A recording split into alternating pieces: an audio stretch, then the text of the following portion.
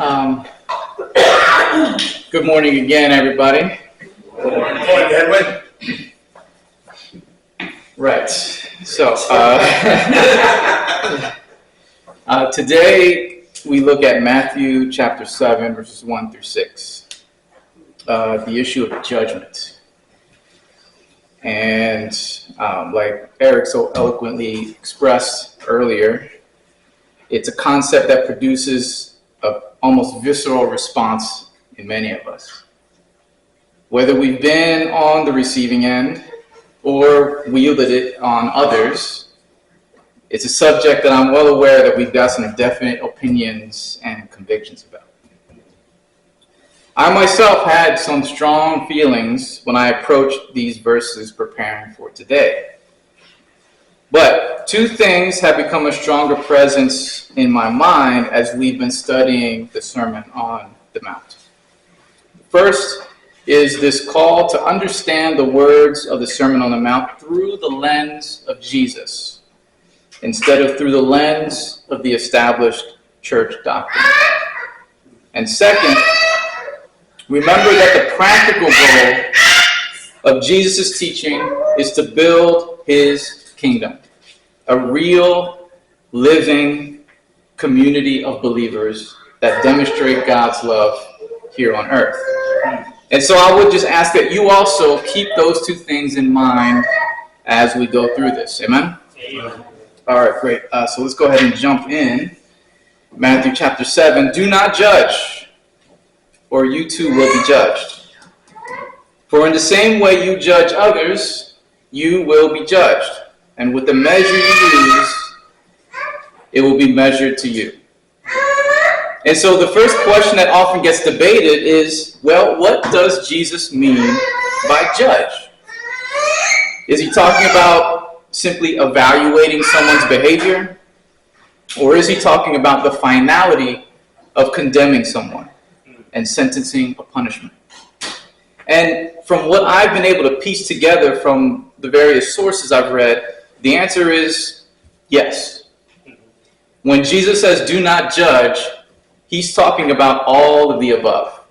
It is an absolute blanket statement. But this should not surprise us. So far in our study of the Sermon on the Mount, we've seen this pattern from Jesus, where he begins with a blanket statement, following that up with a series of rhetorical devices, parables, riddles, metaphors, constructing this framework of wisdom through which the disciples should navigate the world and the people in it. I believe that Jesus is fully aware that the disciples will find themselves in situations that call for some form of judgment, whether that be an evaluation or some final decision to be made. But if they enter those situations from the mindset of do not judge, I believe the objective is that they will approach with humility and openness rather than from a place of authority and control. Because Jesus says, for in the same way you judge others, you will be judged. And with the measure you use, it will be measured to you. Essentially, watch yourself, because the scales will always be balanced. Scales have for a long time symbolized this concept of judgment. You can go back to the ancient Egyptians, where they tell of the dead being judged in a process called weighing the heart, where on one scale is placed the heart of the deceased and the other is placed the feather of truth. In the Greek and Roman world, it was the goddess Themis who personified justice, law, and order, often depicted with a sword in one hand and scales in the other. Today, she's simply called Lady Justice, and you find her in and around courthouses all over the world. And of course, famously, there is the story in the book of Daniel where King Belshazzar receives a message on the wall while he's enjoying a feast that he calls Daniel to translate for him. And the message read, God has numbered the days of your reign and brought it to an end. You have been weighed on the scales and found wanting. Your kingdom is divided and given to the Medes and Persians. This region of the world has been steeped in this symbolism, which Jesus now draws upon, but adds his own spin to it as he relates it to disciples in a very practical way. Instead of invoking divine judgment, where gods are placing your heart on a scale or bearing a sword, this idea of eternal consequence, Jesus brings it all down to their level, casting aside the religiosity and the overly ritualized connotations, and makes it about the earthly, the practical, the personal day-to-day relationships with other people. Scales were spiritually symbolic, yes, but they were also representative of a very real, everyday challenge of living in their world. It was an economic tool. The ancient economy of Jesus' time did not have standard currency. So the value and the cost of things were routinely determined through the use of scales and standardized weights. Now, I say standardized, but in an ancient market, you really were at the mercy of the merchant. You had to trust him. And the idea that one would be unscrupulous and cheat his customers was just no big mental leap. It was a daily occurrence. You always had to be on your guard. And so the premise was easily accessible to the disciples. If you measure fairly, equitably, then others will measure you fairly and equitably. But if you cheat, then you will be cheated. Or you will be known as a cheat and no one will do business with you. And so the question becomes, not a matter of eternal judgment or how you will be seen by God, but what are the measures that you use to weigh someone else? Are they the same measures that you would apply to yourself? You see, the more I read this, the more I see this perspective emerging. That when you are pronouncing judgment over someone, you are exercising a power that you did not earn and you were not granted. And so you should approach one another with that understanding. When you see yourself as not qualified, you tend to proceed more with humility and less certainty. By setting the baseline at do not judge, Jesus wants the disciples to be hesitant, to be cautious, to not be so eager to jump to conclusions in their relationships with people because of its great potential to do harm. Remember, the goal is to build the kingdom, a good and strong community of people that take care of one another. So if a judgment is necessary, Jesus advises to deal fairly and equitably so that you might benefit from the same treatment. So now, once that's a commitment you've made to deal with other people fairly, there's then the question of what should be at the center of your heart, the condition of your inner being, when approaching those relationships, which takes us to the next part of Jesus' teaching. Why do you look at the speck of sawdust in your brother's eye and pay no attention to the plank in your own eye? How can you say to your brother, let me take the speck out of your eye, when all the time there is a plank in your own eye? You hypocrite. First take the plank out of your own eye, and then you will see clearly to remove the speck from your brother's eye. And in reflecting on this parable, I have found Ken's explanation of the good eye, bad eye dynamic to be quite revelatory here. And so I want to pair the two in this analysis. So as a refresher, Matthew chapter 6, the eye is the lamp of the body. If your eyes are healthy, your whole body will be full of light. But if your eyes are unhealthy, your whole body will be full of darkness. If then the light within you is darkness, how great is that darkness? Remember, having a good and healthy eye is connected to having a generous spirit and causes you to shine with an inner light. Having a bad and unhealthy eye is connected to having a stingy or greedy spirit and reveals an inner darkness. And so here in Matthew 7, Jesus is again calling our attention to the eye, to the condition of our inner being. So it feels like he's connecting a thread here.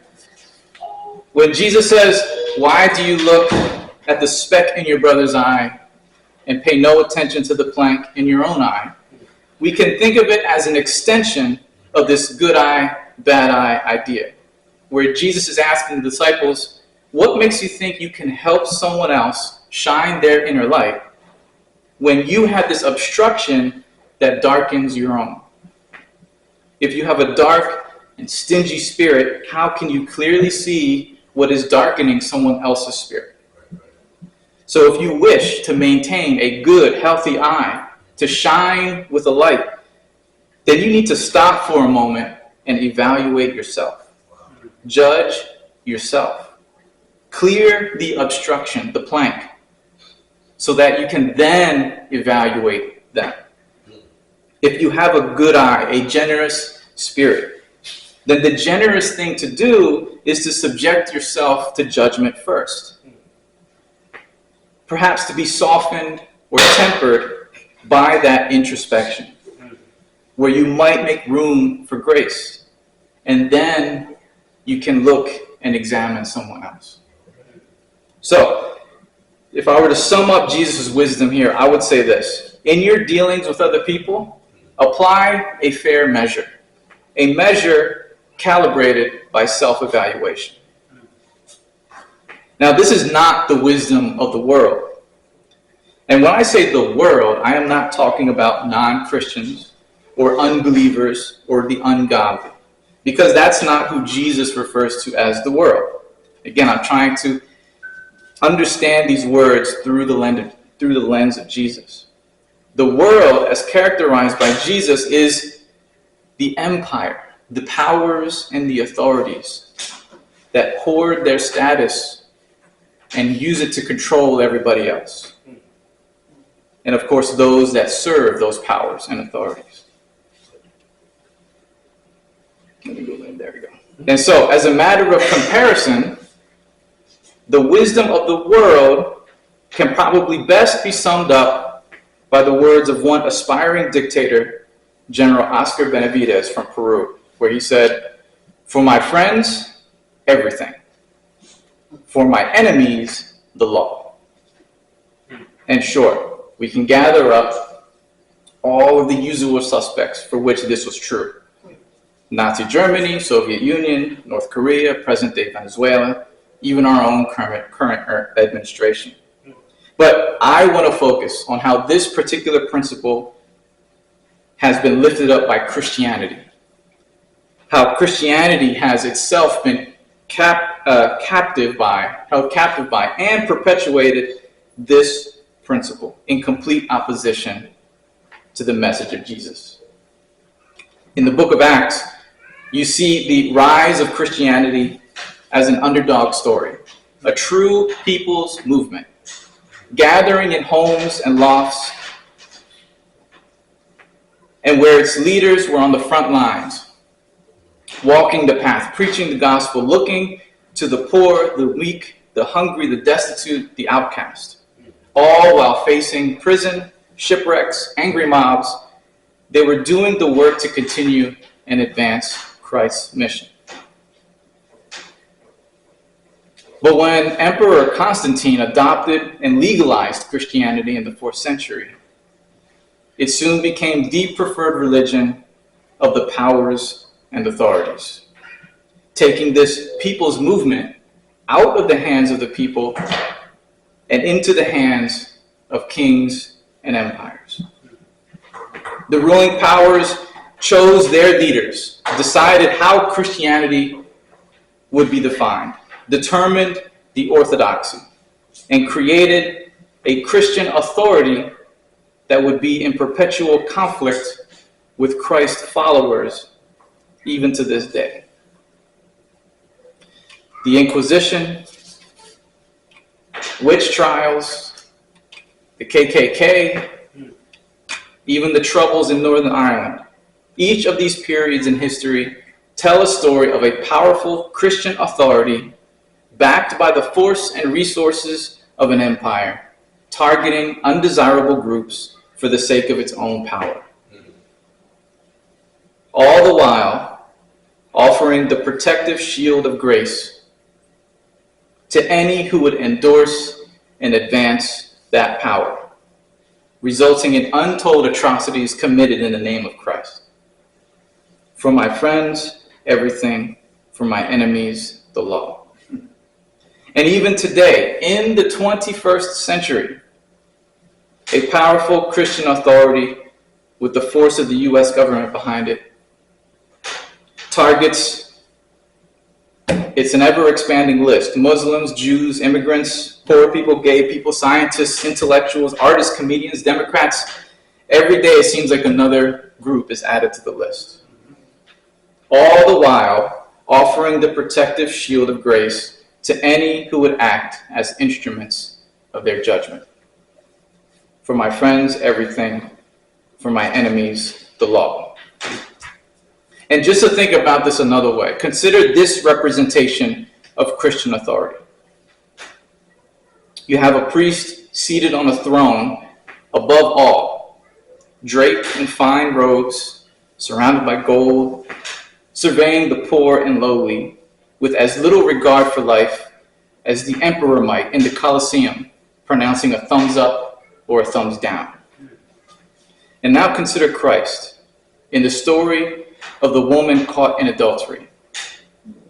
Consider Christ refusing the seat of judgment, kneeling down to be at her level, disarming the power of the authorities that dragged her before him, reaffirming her dignity and preserving her life.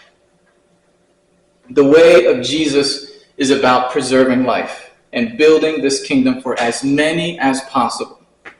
The way of the world, the way of the Christian authority, is about preserving power for a very select few. They have convinced themselves that the acquisition and accumulation of power is necessary to do the most good. But in their relentless pursuit of power, they have forgotten that their primary role is to serve. And so the mental, physical, spiritual health of the people isn't so important as their obedience and submission.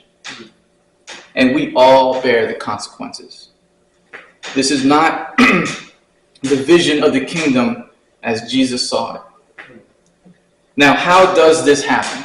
How does a movement based in love that elevates the least to places of honor, how does it become this twisted? Well, unfortunately, it is unnervingly easy to get from A to B. A few million years of human evolution, yes, I said evolution, has imprinted in us a need to organize into tribes. There is safety and security in the tribe. But the cost of that safety and security is to see everything outside the tribe as dangerous and hostile. Jesus is pleading with us to fight against that impulse and construct one global tribe, to refuse to see life as a zero-sum game, that in order for me to gain something, someone else has to lose. It doesn't have to be that way. But that impulse is always there just under the surface. It is part of our human nature, waiting to be exploited. So consider these thoughts. Consider whether they have ever crossed your mind at any time, because they have certainly crossed my mind throughout the course of my Christian walk. So, for example, God showed me the light so that I can call out evil in this world. Or, people are lost. I have to use what I learned to show them how wrong they are. Or, the Bible is clear.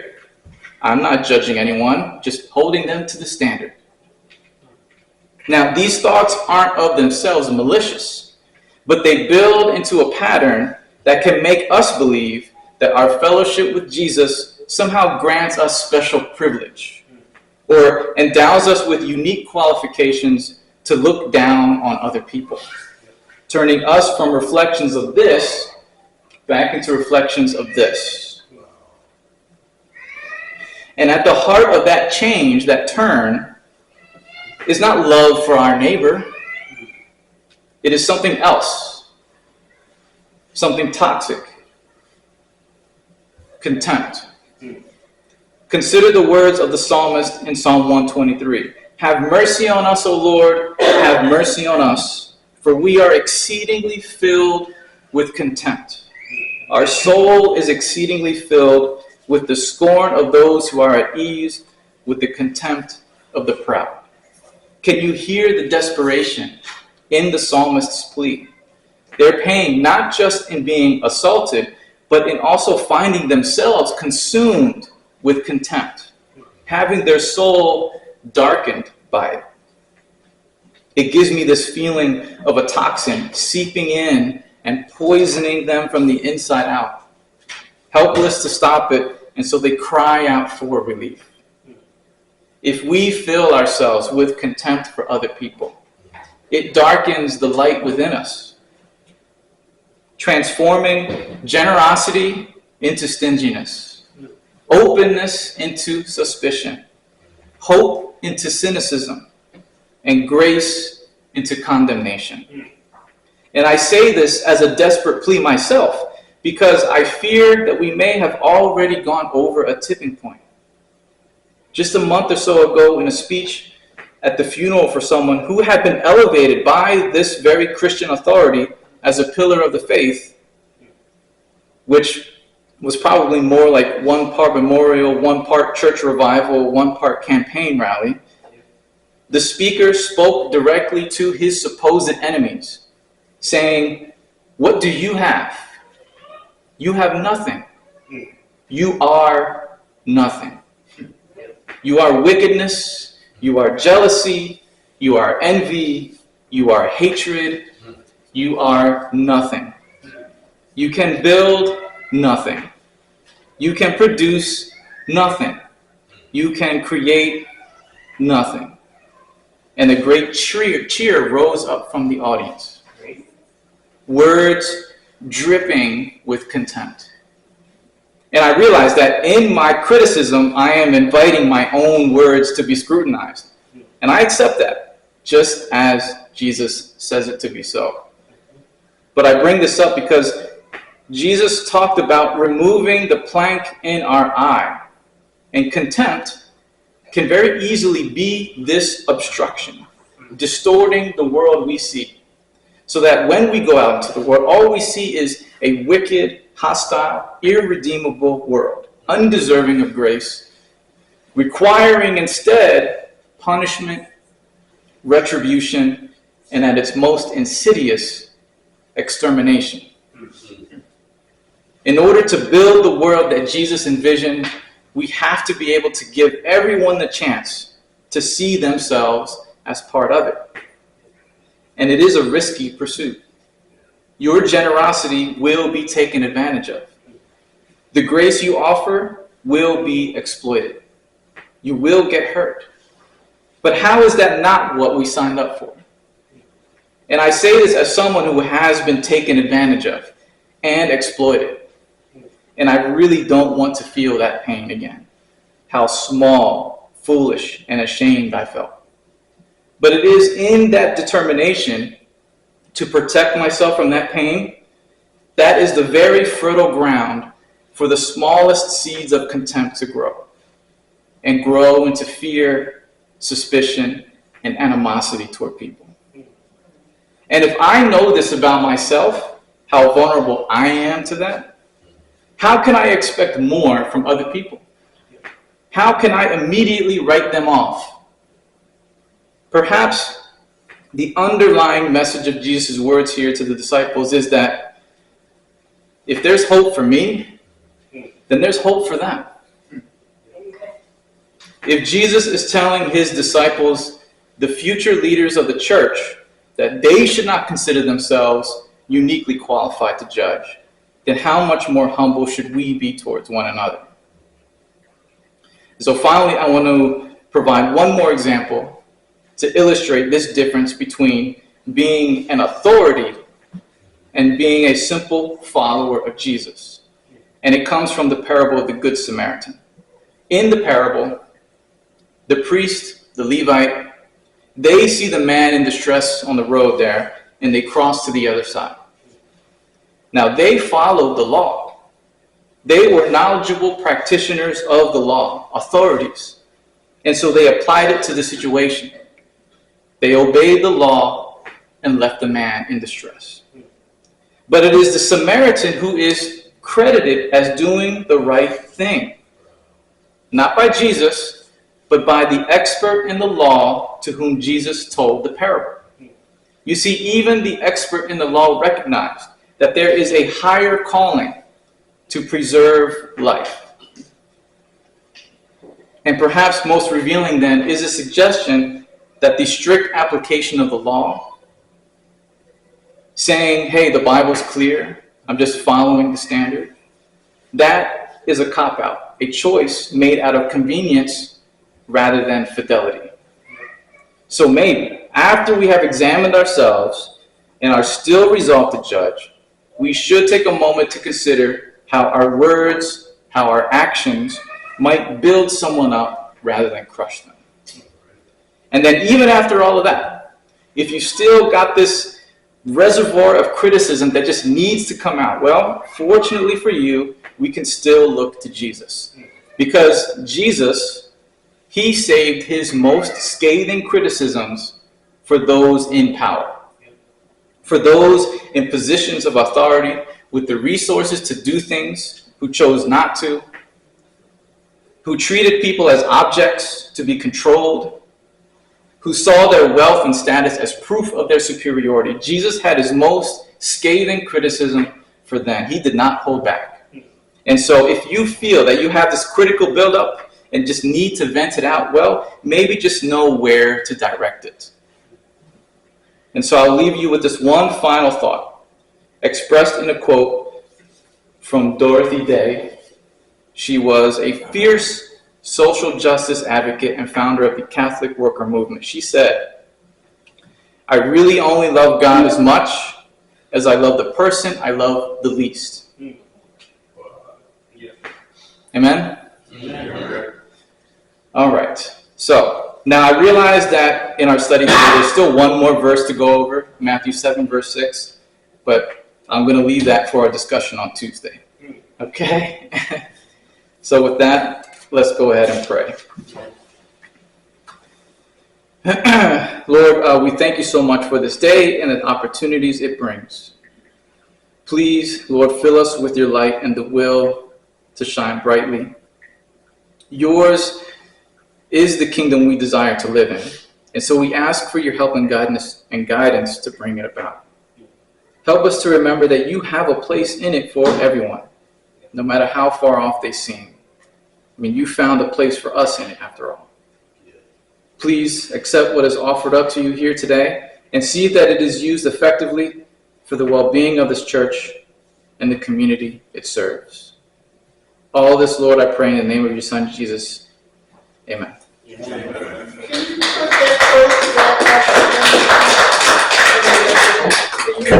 What's that? Go back one?